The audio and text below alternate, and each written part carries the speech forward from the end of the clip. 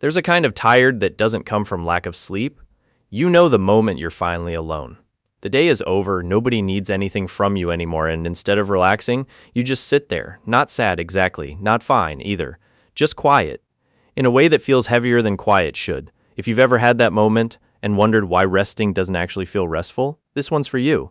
Because there's a certain kind of person who carries that feeling around more than most, not because they're broken, because somewhere along the way they went through more than they were built to hold, and it changed how their mind works quietly, permanently, in ways most people never notice from the outside. By the end of this, you'll probably recognize someone, maybe a friend, maybe you. Here's the thing nobody tells you. The people who've been through the most usually look the calmest, not because they feel the least, because they've had the most practice hiding it. Think of someone you know who never seems to panic. Bad news lands, and they just nod. Process it quietly. Ask one calm question. Everyone calls them steady, unbothered, maybe even cold. But that stillness isn't peace. It's more like a glass of water that's been shaken so many times. It's learned how not to spill. That's not the same thing as calm. Calm is a choice. This is a reflex. There's an actual reason for this. When someone lives through repeated stress, a rough childhood, a bad relationship, a long stretch where things just kept going wrong, the part of the brain that watches for danger gets stuck slightly turned up. Not broken, just overtrained. It starts treating small things like big things, because at some point, small things used to turn into big things without warning. So they check the exits, they sit facing the door at restaurants, they notice when your tone changes before you've even finished the sentence. Most people would call that overthinking. Truth is, it's something closer to pattern recognition. Their brain is doing exactly what it was trained to do, just in a world that doesn't need it to anymore, and here's where it gets a little strange. You'd think all that hardship would make someone bitter, guarded, hard to be around. Usually it does the opposite. People who've gone through a lot tend to become the ones who notice when you're struggling. Not because they read a book on empathy, because they've been the person faking a smile at a party before. And they know exactly what that looks like on someone else's face. They'll ask you okay, and actually wait for the real answer. They'll clock the slight pause before you say, I'm fine. They've lived inside that pause. They know what it's hiding.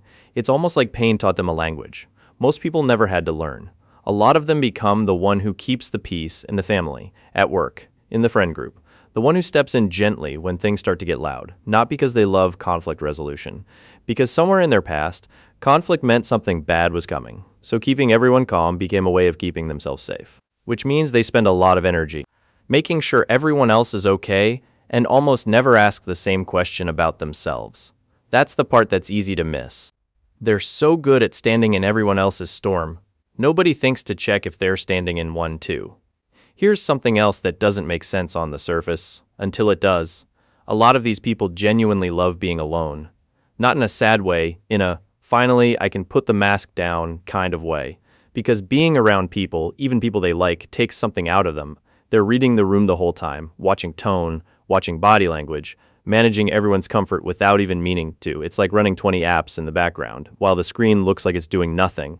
Being alone is the only time they get to actually close them, so no, they're not antisocial, they're just recharging from a job nobody assigned them. Now here's the part almost nobody says out loud. They don't trust easily, and it's not because they're guarded for no reason. It's because, somewhere back there, the people who were supposed to be safe weren't. Somewhere, opening up cost them something. So now, trust isn't something you're given, it's something you earn slowly, in small pieces, over time. And if you've ever felt like someone you're close to still has a locked room somewhere inside them, that's probably why. It's not you, it's the door itself. It's been broken before, and they'd rather keep it shut than risk it happening again. This is also why they struggle to ask for help.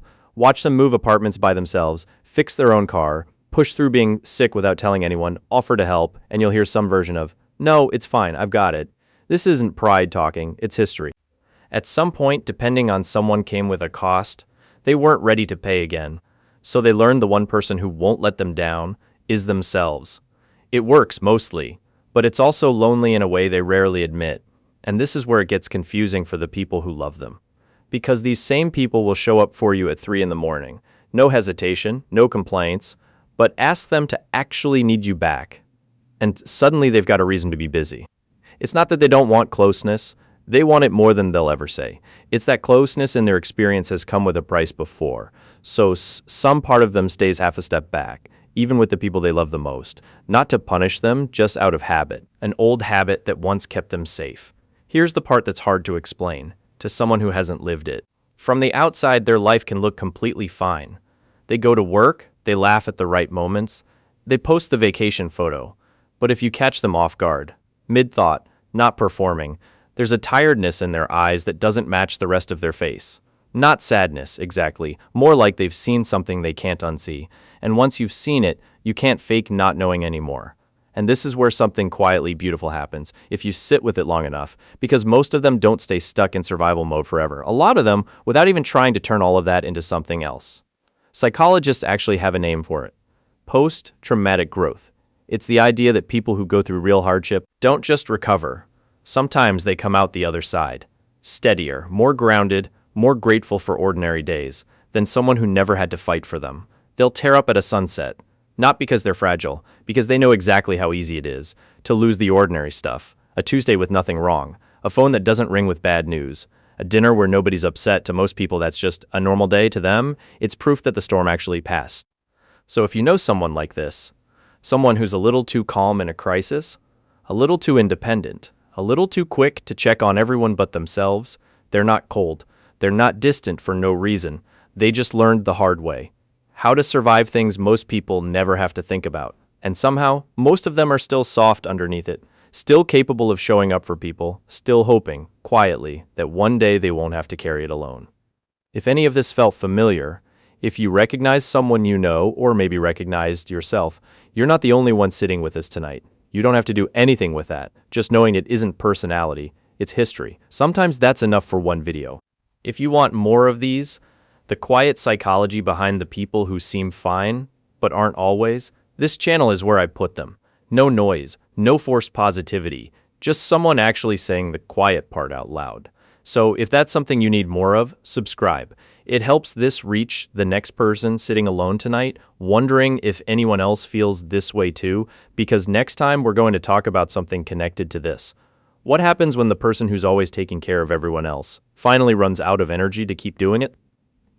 That one might hit even closer to home.